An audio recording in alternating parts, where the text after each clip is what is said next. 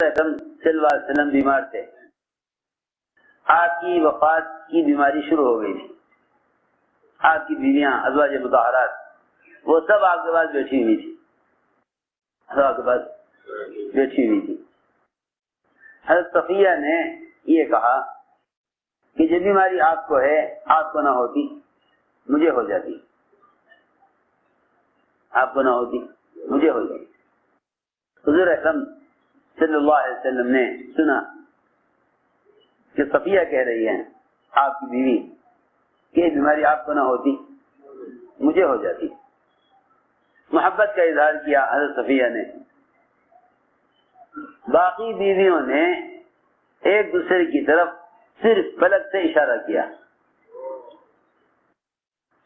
بس میں جو بات میں نے کہی ہے کہ انسان کے پورے بدن میں جسے روح بکھری ہوئی ہے، کوئی بات بھی روح سے خالی نہیں ہے، اسی طرح اس روح کے ساتھ ساتھ پورے بدن کے ہر جز کے ساتھ حکم لگا ہوا ہے، ہر جز کے ساتھ حکم لگا ہوا، ہر عضو کے ساتھ حکم لگا ہوا ہے۔ ازواج مطہرات نے ایک دوسرے کی طرف ہلکا سا اشارہ پلک سے کر دیا۔ آپ نے فرمایا اپنی بیویوں سے کہ تم کلی کرو، سب کلی کرو، سب کلی کرو۔ یا رسول اللہ کس چیز سے کلی کریں؟ انہوں نے تو کچھ کھایا نہیں، آپ کی اس بیماری میں، آپ کی اس حالت میں چیزیں کھانے کے ہوش ہیں، ہم نے تو کچھ کھایا نہیں، ہم کلی کس چیز سے کریں؟ آپ نے فرمایا کہ تم نے صفیہ کی غیبت کی ہے، تم نے صفیہ کی غیبت کی ہے۔ جو بات تم زبان سے کہنا چاہتی تھی کہ صفیہ اپنی بات میں جھوٹی ہے، صفیہ اپنی بات میں جھوٹی ہے، جو بات تم زبان سے کہنا چاہتی تھی کہ صفیہ اپنی بات میں جھوٹی ہے، وہ بات تم نے آپس میں آنکھ کے اشارے سے کر دی۔ تم نے وہ غیبت کی ہے جو غیبت زبان سے کی جاتی ہے، لہذا کلی کرو۔ یہ نہ کہا کہ آنکھ دھو لو، یہ نہ کہا کہ آنکھ دھو لو۔ میری بات دھیان سے سننا، انسان کے جتنے بھی اعضاء ہیں وہ آپس میں جس طرح جڑے ہوئے ہیں، وہ آپس میں جس طرح جڑے ہوئے ہیں، اسی طرح اللہ کے تمام احکام بھی آپس میں جڑے ہوئے ہیں۔ ایک حکم سے دوسرے حکم کو مدد ملتی ہے، ایک حکم سے دوسرے حکم کو مدد ملتی ہے۔ اگر شخص یہ سوچے کہ نماز پڑھتے ہیں روزہ نہیں رکھتے، نماز مستقل فریضہ بے شک ہے، روزہ مستقل فریضہ ہے، لیکن آپس میں ان سارے احکام کا آپس میں ایسا تعلق و رشتہ ہے کہ ایک حکم دوسرے حکم کے لیے معاون ہے۔ اسی طرح انسان کے اعضاء میں بھی ایک عضو دوسرے عضو کے لیے خیر کے کام معاون ہے۔ میں عرض کرتا ہوں، اگر کوئی شخص نامحرم سے نظر کو پھیر لے تو اللہ رب العزت اس کو ایسی عبادت کی توفیق عطا فرماتے ہیں کہ وہ اس عبادت کی حلاوت، اس کا مٹھاس اپنے دل کے اندر محسوس کرتا ہے، جو دل میں محسوس کرتا ہے۔ حدیث میں آتا ہے کہ نامحرم کی طرف نظر اٹھانا شیطان کے زہر میں بجھائے ہوئے تیروں میں سے ایک تیر ہے۔ یہ نہیں کہ اگر نامحرم کو دیکھا تو صرف اس سے آنکھ گندی ہوئی، اس سے صرف آنکھ گندی ہوئی، نہیں، صرف آنکھ نہیں گندی ہوگی بلکہ زہریلے تیر سے سارا بدن متاثر ہوگا۔ حدیث میں سہم المسموم کہنے کی اصل وجہ یہ ہے کہ آنکھ یہ ایک ایسا عضو ہے کہ اس سے سارے اعضاء متاثر ہوں گے، اس کے گناہ سے، اسی گناہ سے سارے اعضاء متاثر ہوں گے، اس کے ایک عمل کے گناہ سے سارے اعضاء متاثر ہوں گے۔ اگر کسی کو زہریلا تیر لگے تو اس کے زہر کا اثر پورے بدن پر ہوگا، اگر زہریلا نہیں ہے تو جہاں زخم آئے گا وہاں وہ حصہ متاثر ہوگا۔ حضرت فرمایا سہم المسموم، زہر نے بجھایا ہوا تیر، یہ شیطان کی تیروں میں سے ایک تیر ہے جو زہر میں بجھایا ہوا ہے۔ تو اسی طرح جتنے بھی احکام ہیں وہ سارے احکام جس طرح ایک دوسرے کے لیے معاون ہیں، اگر ان احکام کو پورا کیا جائے، اسی طرح ان احکام کو توڑا جائے تو یہ احکام ایک دوسرے کے لیے رکاوٹ بھی ہیں۔ اگر فرائض میں سے ایک فریضے میں غفلت ہوگی تو باقی فرائض بھی متاثر ہوں گے، باقی فرائض بھی متاثر ہوں گے۔ میں نے مثال دے کر یہ سمجھانا چاہا، اس طرح انسان کے سارے بدن کے اعضاء آپس میں جڑے ہوئے ہیں، اس طرح اللہ کے تمام احکام بھی انسان کے اعضاء کے مجموعے کی طرح احکام کا بھی مجموعہ ہے، احکام کا بھی مجموعہ ہے۔ ایک روزہ ہی ہے، ایک روزہ ہی ہے، اس کو غور کر لو کہ اگر روزے میں ہم یہ خیال کریں کہ کھانا پینا نہیں ہے، بیوی سے ملنا نہیں ہے، تو اس کا مطلب یہ ہوا کہ ہم نے روزے میں صرف پیٹ کا خیال کیا، روزے میں صرف پیٹ کا خیال کیا، زبان کا خیال نہ کیا، آنکھ کا خیال نہ کیا، کان کی آواز سننے کا خیال نہ کیا، تو روزہ بگڑے گا، تو روزہ بگڑے گا، کیونکہ تیرا روزہ صرف پیٹ سے متعلق نہیں ہے، تیرا روزہ صرف پیٹ سے متعلق نہیں، تیرا جس طرح پورا بدن ایک مجموعہ ہے، سارے بدن کے تمام اعضاء کو روزے پر لاؤ، جس طرح بدن کے تمام اعضاء کو نماز میں استعمال کرتے ہو، جس طرح بدن کے تمام اعضاء کو نماز میں استعمال کرتے ہو۔ آنکھ کو پابند کرو نماز میں کہ یہاں کے علاوہ کہیں نہ دیکھیں، زبان کو پابند کرو کہ ذکر اور قرآن کے علاوہ کچھ نہ کہے، اعضاء کو پابند کرو، کون سا عضو نماز میں کہاں رہے۔ جس طرح نماز میں پورے بدن کے استعمال کا نام نماز ہے، اس طرح روزے میں پورے بدن کے استعمال کا نام روزہ ہے۔ میں یاد کرنا چاہتا ہوں، پورے بدن کے استعمال کا نام روزہ ہے۔ ہم صرف اتنا جانتے ہیں کہ کھانے پینے سے روزہ ٹوٹ جاتا ہے، حالانکہ ہمیں نہیں معلوم کہ اس انسان کے جسم کے اعضاء کا جو مجموعہ ہے اس میں ایک چھوٹا سا عضو اگر غلط استعمال ہو تو اس کا باقی اعضاء پر کیا اثر پڑے گا، باقی اعضاء پر کیا اثر پڑے گا، اس کو میں سمجھانا چاہتا تھا۔ یا صفیہ نے جب آنکھ سے اشارہ کیا ایک دوسرے کی طرف تو آپ نے فرمایا تم سب کلی کرو، کیونکہ تم نے صفیہ کی زبان سے غیبت کی ہے۔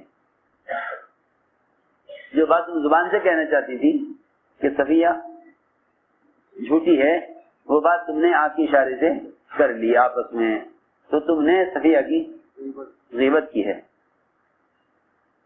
ایک روایت میں فرمایا الفظی الفظی الفظی الفظی، جلدی تھوک جلدی تھوک،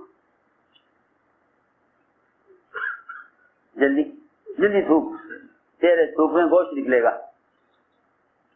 تیرے تھوک میں گوشت نکلے گا۔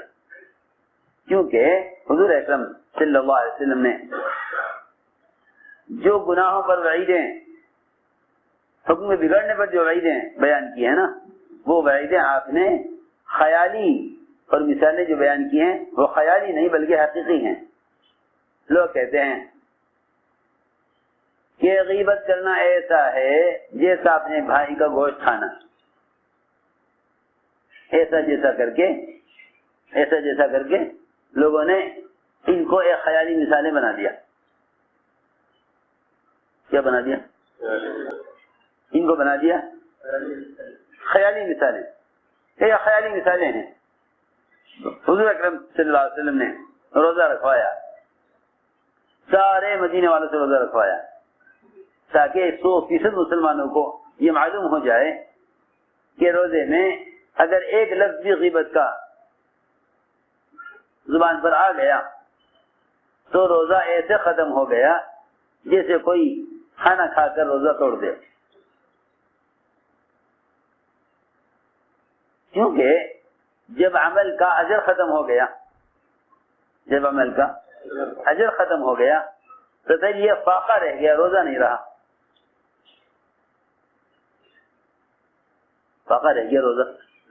کیونکہ اگر آدمی صرف پیٹ کو پابند کرے روزے میں, اگر انسان صرف پیٹ کو پابند کرے روزے میں تو یہ روزہ نہیں بلکہ فاقہ. سمجھے ہماری بات؟ اگر روزے دار صرف پیٹ کو پابند کرے روزے میں تو یہ فاقہ ہے, روزہ نہیں. ہماری بات صحیح میں آ رہی یا نہیں آ رہی؟ اگر صرف پیٹ کو پابند کرے کہ مجھے کھانا پینا نہیں ہے تو صرف پیٹ کو پابند کرنا روزے میں یہ فاقہ ہے, روزہ نہیں ہے. یہ فاقہ ہے, روزہ نہیں. یہ فاقہ ہے, روزہ نہیں ہے. کیونکہ میں نے عرض کیا روزے کا حکم پورے بدن کے لیے ہے. روزے کا حکم پورے بدن کے لیے ہے. جس طرح نماز ایک حکم ہے مگر سارے اعضاء سے متعلق ہے. نماز ایک حکم ہے مگر سارے اعضاء سے متعلق ہے. نماز ایک حکم ہے مگر سارے اعضاء سے متعلق ہے. اس طرح روزہ بھی ایک حکم ہے مگر وہ سارے اعضاء سے متعلق ہے. اگر ہم باتیں کر رہے ہیں آپس میں,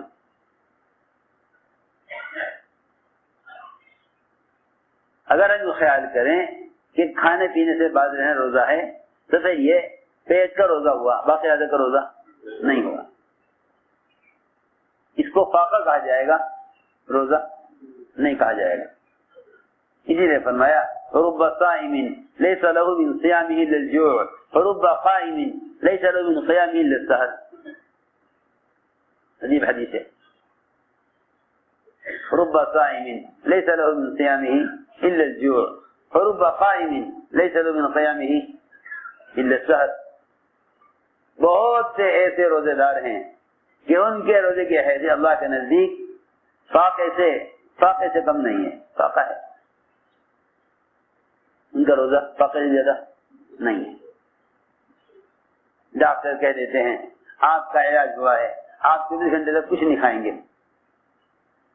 پیٹ کے آپریشن ہوتے ہیں نا لوگوں کے, پھر آپ کو 24 گھنٹے کچھ نہیں کھانا, بالکل نہیں کھائیں گے. تو کیا فرق ہوا؟ ڈاکٹر اگر ایک مریض کو 24 گھنٹے کھانے سے روک دے, 12-13 گھنٹے کھانے سے روک دے, ادھر ہم 12-13 گھنٹے کا روزہ رکھ لیں, یہ کھانا نہیں ہے. انسان کے بدن کے جتنے بھی اعضاء ہیں ان سارے اعضاء کی ہر چاہت کو روزے کے لیے قربان کرنا یہ روزہ ہے. حضور اکرم صلی اللہ علیہ وسلم نے سارے مدینے والوں سے روزہ رکھوایا, سب سے روزہ رکھوایا, اور یہ فرمایا میری اجازت کے بغیر کوئی افطار نہ کرے. ایک آتا تھا آپ کے سامنے, اجازت لیتا, آپ اجازت دیتے, وہ افطار کرتا. ایک نے آ کر کہا کہ 2 لڑکیاں ہیں, آپ کے پاس آنے سے شرما رہی ہیں اور صبح سے روزے سے ہیں, اس وقت حالت ان کی خراب ہے, اگر اور تاخیر ہوئی تو ایسا نہ ہو کہ وہ پیاس کی شدت سے جان دے دیں, مرنے والی ہیں بالکل. آپ اجازت دے دیجیے کہ وہ روزہ رکھیں, وہ افطار کر لیں. آپ نے فرمایا ان کو یہاں لے کر آؤ. کیا شرماتی ہیں آپ کے پاس آنے سے؟ آپ کے پاس آنے سے شرماتی ہیں. اور صحیح بات ہے کہ جو آدمی عمل کو بگاڑ لے گا وہ اللہ کے یہاں عمل پیش کرنے سے شرمائے گا. اس نے کہا آ کر کہ جی وہ تو آ کر آنے سے شرماتی ہیں. فرمایا نہیں، لے کر آؤ ان کو. روایت میں ہے حضور اکرم صلی اللہ علیہ وسلم نے دونوں سے کہا کہ اس پیالے میں قے کرو، پیالے میں قے کرو. ایک نے قے کی تو اس کی قے میں انسان کا تازہ گوشت کچا، جبکہ سوائے درندے کے کچا گوشت انسان کوئی نہیں کھا سکتا. کچا گوشت انسان کا لحم عبید روایت میں ہے، تازہ کچا گوشت. وقع میں نکلا، پیالہ آدھا ہو گیا. دوسری جگہ تو بھی قے کر، اس نے بھی قے کی. پورا پیالہ ان کی قے سے تازے کچے گوشت سے بھر گیا. تازے کچے سب صحابہ کو دکھلایا، یہ دیکھو یہ کچا تازہ گوشت ہے، تاکہ آئندہ کو یہ نہ کہے کہ یہ تو ایک مثال کے طور پر سمجھانے کو کہہ دیا کہ انسان کا یہ مسلمان کی غیبت کرنا ایسا ہے جیسا اس کا گوشت کھانا. نہیں، ہم تمہیں حقیقی طور پر، مشاہدے کے طور پر، یقین پر دکھلا دیتے ہیں. تو میں نے عرض کیا، آنکھ سے اشارہ کیا حضرت صفیہ کی بات پر ازواج مطہرات نے. کتنی غیبت ہوتی ہے، کتنی غیبت ہوتی ہے صبح سے شام تک. شاید پوری دنیا میں کسی مخلوق، کسی جانور کا گوشت اتنا نہیں کھایا جاتا جتنا مسلمان کا گوشت کھاتا ہے. یہاں بکرے کا، بھینس کا گوشت 1 کلو کھا لے، 2 کلو کھا لے، پیٹ بھر جاوے گا. لیکن غیبت کرنے والوں کو گھنٹے گزر جاتے ہیں غیبت میں. وہ یہ بھول جاتے ہیں کہ ہم حقیقی طور پر گوشت کھا رہے ہیں. حضور اکرم صلی اللہ علیہ وسلم نے گوشت دکھلا کر آنکھوں سے بتلا دیا. آپ نے فرمایا اگر میں قے نہ کراتا، اگر میں ان سے قے نہ کراتا اور قے میں ان کے پیٹ سے گوشت نہ نکلواتا تو جہنم کی آگ اس گوشت کو کھاتی. جہنم کی آگ اس گوشت کو کھاتی. ساری بات یہ سمجھانے کے لیے عرض کر رہا کہ قیام اور صیام یہ دونوں چیزیں، قیام اور صیام یہ دونوں چیزیں، رات کا یہ عبادت، دن بھر کا روزہ، یہ دونوں چیزیں ایمان اور احتساب کے ساتھ ہیں. ایمان اور احتساب